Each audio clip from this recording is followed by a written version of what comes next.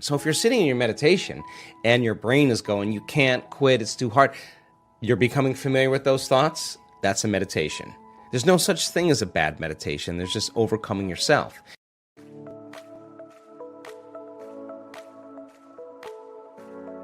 Welcome to Good Vibes. We are dedicated to raise your vibration to make you inspired and make your day. Before we start, hit the subscribe button and the bell button next to it. Enjoy the video. You're sitting there and your body wants to get up and do things and check your email and check your texts, and you become aware that it's doing that, and you become familiar with that, you're in a meditation. If you're realizing that you're angry and frustrated and resentful and all you're doing is sitting there, that's in there. Now you're becoming familiar with that old self. That's a good thing. And if you start saying, what thoughts do I want to fire and wire in my brain, and you keep firing and wiring them, you're going to become familiar with those. You start reviewing who you're going to be when you open your eyes, and you keep reviewing it. You keep firing and wiring, it's going to become familiar to you. And if you trade resentment and impatience for gratitude and freedom and joy, and you start making those chemicals in your meditation every single day, I swear to you, you'll get familiar with that.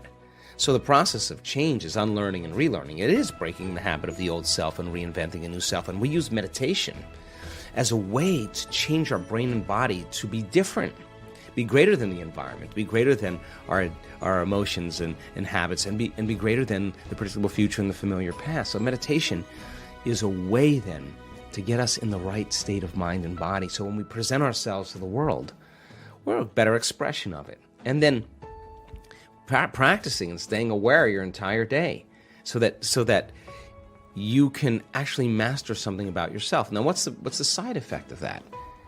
You're more in love with you because you overcame you. And as you overcome, and you keep overcoming, you're going to become somebody else. And so the beauty behind that is then your life begins to change in really mysterious and unusual ways. And people say, oh my God, I was so happy I forgot about my back pain or my neck pain, or I forgot about my food allergies, or whatever people are dealing with. Something biologically shifts in them, and they're freer. They're more whole. They're less separate. They feel more pleased and satisfied with themselves, and they really don't care what people think of them. And they really stop judging other people because they're not judging themselves any longer. So you could only talk around these concepts. You really have to really apply them to really begin to see the fruits of your efforts.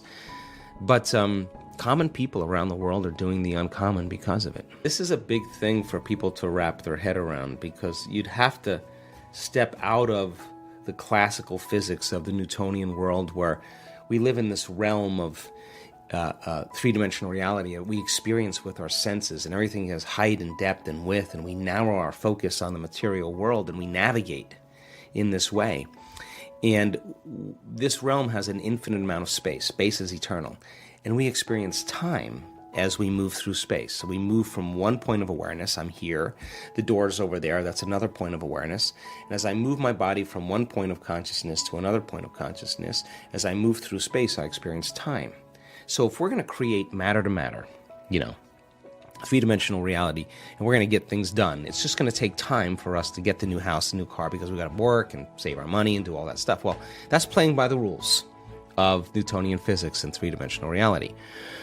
When you play by the rules of the quantum, in the quantum, there's an infinite amount of time. Now, time is eternal. Now, imagine if you had an infinite amount of time, how many things could you get done?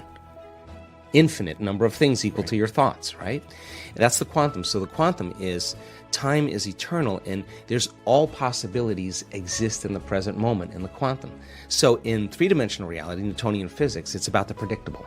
The quantum is immaterial. Nothing's local yet in space and time. All possibilities exist as frequency, as energy, as vibration, as information, as consciousness in the realm of thought. So in the quantum, anything is possible. And it's no different than looking in a dressing room where there's mirrors this way and mirrors this way, and you see an infinite number of views. There's an infinite number of possible realities where one small thing is changed. Just one small thing. You shaved with your left hand.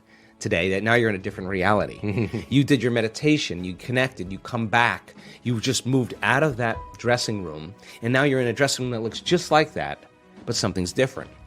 Your wife still looks the same, everybody looks the same, but all of a sudden, here's that phone call, here's that email, here's that opportunity.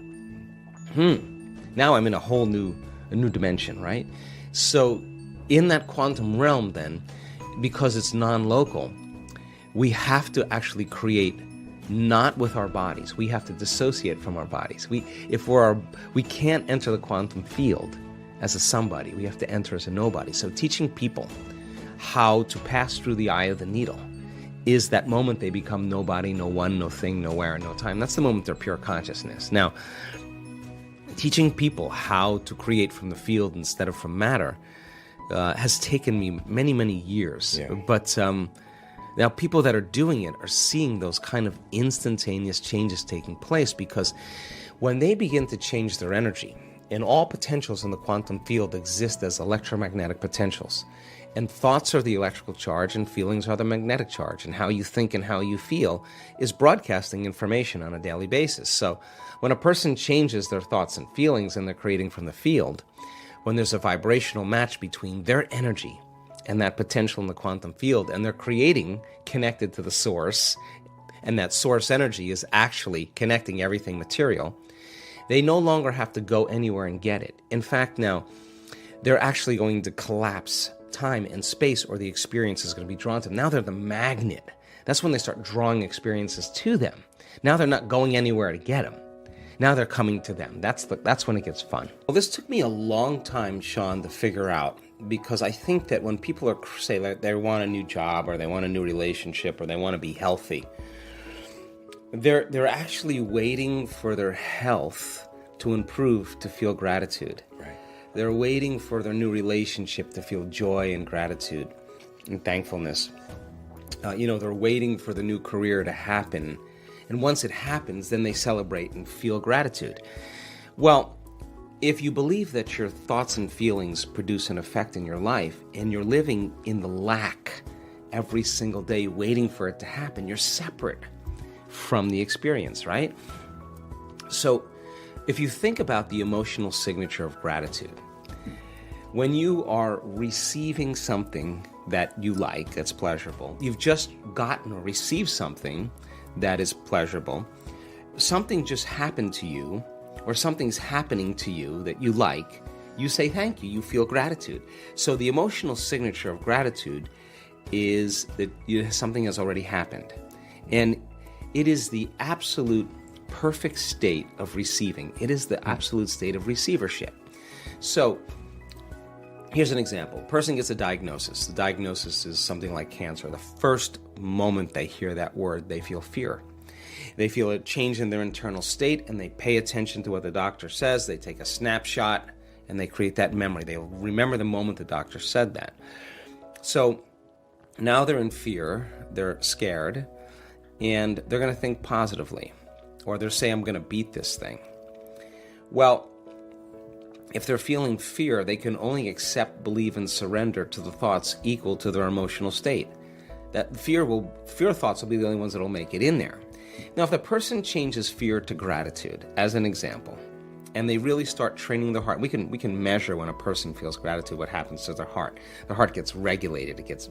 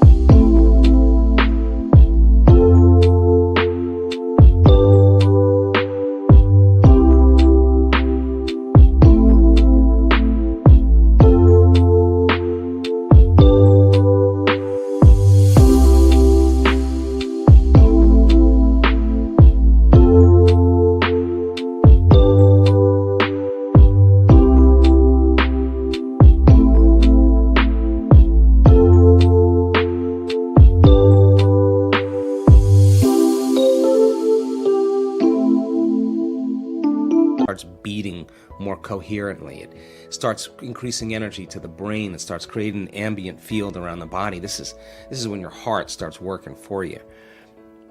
That when a person starts feeling gratitude, then the emotional signature in the body is that something's happening to them, or something's just happened to them.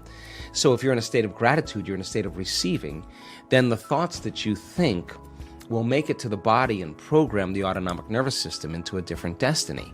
So just in 4 days, we found that when people, 10 minutes a day, for 4 days, traded anger, frustration, fear, all those limited emotions for gratitude, that their immune system improved by 50%. They made immunoglobulins that made their body stronger. Now that's, if a pharmaceutical company had a drug that could strengthen immunoglobulin A in your body, it would be on every television commercial during the news. And yet your body, your nervous system's the greatest pharmacist there is. So then your body is objective. It's your unconscious mind. It doesn't know the difference between a real life experience that creates an emotion and the emotion that you're creating by thought alone. So if your body is feeling gratitude, it's believing that something's happening to you. So in the beginning you go, well, I'm going to try gratitude. And then you think, well, this feels really weird. Why would I give gratitude until it happens? Well, because that's how you've been hypnotized. You've been programmed that way. But what if you change it around? The moment you feel gratitude, your healing begins.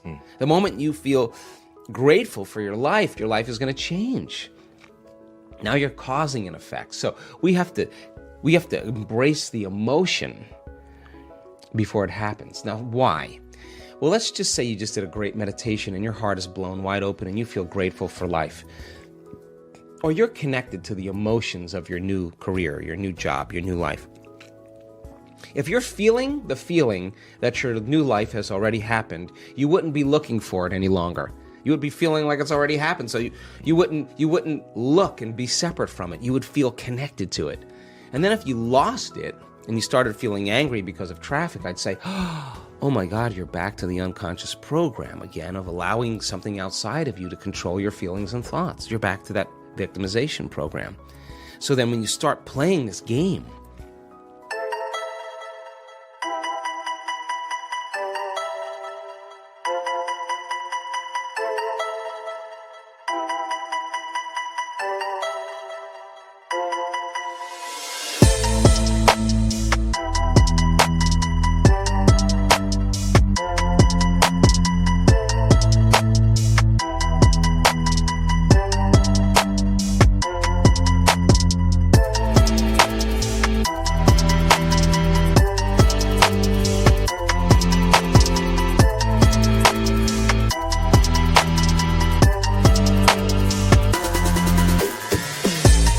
and you catch yourself and you self-correct, and you get back into gratitude and feeling it, then your body is no longer preoccupied with when it's going to happen or where it's going to happen. If you feel it, it feels like it's already happened. So that's the moment you're no longer separate from it. That's the moment you start drawing or magnetizing experiences to you. It's not just the thought of gratitude, it's feeling. You got to make it visceral. Yeah. And we actually use HRV monitors. We put heart rate monitors on people.